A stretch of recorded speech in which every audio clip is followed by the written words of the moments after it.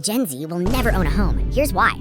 Bro, I finally figured out why your rent is skyrocketing while the housing market feels like a lottery, and it's all because of institutional investors. So apparently, when a neighborhood you love has a bunch of starter homes hit the market, firms like Blackstone or Invitation Homes aren't looking for a place to live. They treat the entire American suburbs like a subscription service and squeeze every cent of equity out before you even get a chance to bid, making it almost impossible for new homeownership to exist.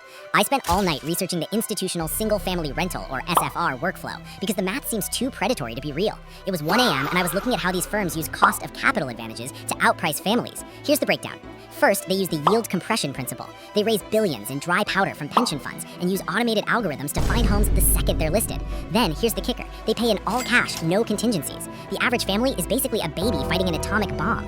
Then, they dive into the operational scale phase. They aren't just landlords, they're tech companies. They use property management software to hike rents based on market optimization algorithms, driving up the entire zip code's floor. They're running portfolio securitization models, where they bundle your monthly rent into rental-backed securities to sell to Wall Street, turning your roof into a tradable bond.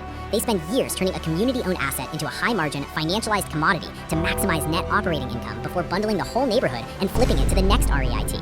See, high finance doesn't care for the American dream. They pay for the capture of recurrent cash flow. It showed me that in the housing world, the entity that can access the cheapest debt and automate the most evictions wins every single time.